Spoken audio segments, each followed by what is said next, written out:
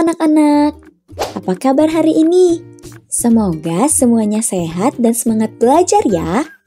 Hari ini Ibu Reksa punya tantangan seru dari Zeta dan Miu Miu. Tapi sebelum mulai, yuk kita berdoa dulu. Berdoa dimulai. Selesai? Siap bermain sambil belajar? Angkat tanganmu dan katakan, "Siap Ibu Reksa." Suatu hari, Zeta menyusun pola dari korek api yang membentuk beberapa kotak. Lalu, Zeta menantang Miu Miu untuk menebak berapa jumlah korek api yang dibutuhkan jika ada 1 kotak, 2 kotak, 3 kotak, dan seterusnya. Wah, hebatnya! Miu Miu bisa menjawab tanpa menghitung satu persatu. Kok bisa ya? Nah, hari ini kita akan belajar tentang bentuk aljabar yang membantu Miu Miu menyelesaikan tantangan ini. Tahukah anak-anak? Aljabar dikembangkan oleh ilmuwan bernama Al-Khwarizmi. Beliau dijuluki Bapak Aljabar dan menulis buku berjudul Aljabar. Loh, dari situ asalnya kata aljabar. Mari kita lihat polanya bersama. Misalnya, 1 kotak terdapat 4 korek api.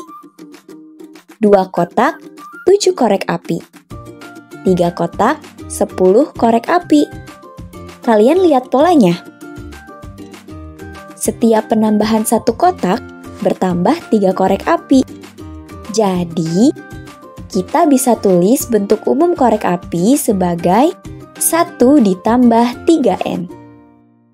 Di sini, N adalah banyak kotak.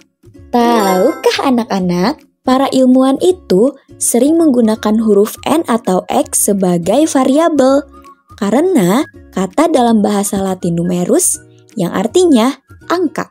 Tapi kalian boleh kok pakai huruf lain, asalkan sesuai konteks ya. Nah, anak-anak, inilah bentuk aljabar. Huruf N menyatakan sesuatu yang nilainya bisa berubah-ubah, yaitu jumlah kotak. Huruf seperti ini disebut variabel. Bilangan yang dikalikan dengan variabel, yaitu 3, disebut koefisien. Angka tetap 1 disebut konstanta. Dalam aljabar, kita tidak perlu menulis tanda kali. Jadi, N kali 3 cukup ditulis 3N saja.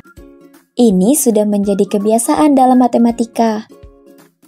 Anak-anak, bentuk aljabar seperti 1 ditambah 3N terdiri dari 2 suku, yaitu 1 dan 3N. Ingat ya, suku dipisahkan oleh tanda tambah atau kurang. Koefisien adalah angka pengalih variabel. Variabel menyatakan nilai yang berubah. Konstanta adalah bilangan tetap tanpa variabel. Yuk kita coba. Kalau N sama dengan 5, berarti jumlah korek apinya adalah 1 ditambah 3 dikali 5 sama dengan 16 korek api. Nah, kalau N sama dengan 10, betul, 1 ditambah 3 kali 10 sama dengan 31 korek api.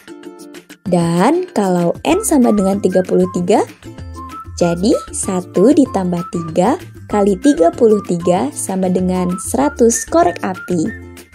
Keren ya, kita bisa menghitung cepat pakai bentuk aljabar. Ibu kasih 1 contoh lagi ya. Kalau kalian punya rak buku, setiap tingkat butuh 4 papan dan ada N tingkat. Maka bentuk aljabarnya 4N. Tahukah anak-anak, kalau kalian bisa menyusun ekspresi aljabar sendiri, berarti kalian sedang berpikir seperti ilmuwan. Bahkan, insinyur roket NASA juga pakai aljabar untuk menghitung lintasan satelit loh.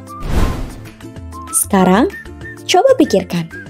Apakah kalian bisa menyatakan jumlah yang berubah dengan huruf?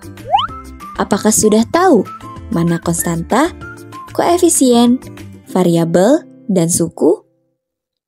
Kalau iya, Berarti kalian sudah hebat memahami bentuk aljabar. Hari ini kita belajar mengenali unsur-unsur bentuk aljabar lewat pola korek api, konstanta, variabel, koefisien, dan suku. Dan kita juga belajar bagaimana mengganti nilai variabel ke dalam bentuk aljabar untuk menyelesaikan soal dengan cepat.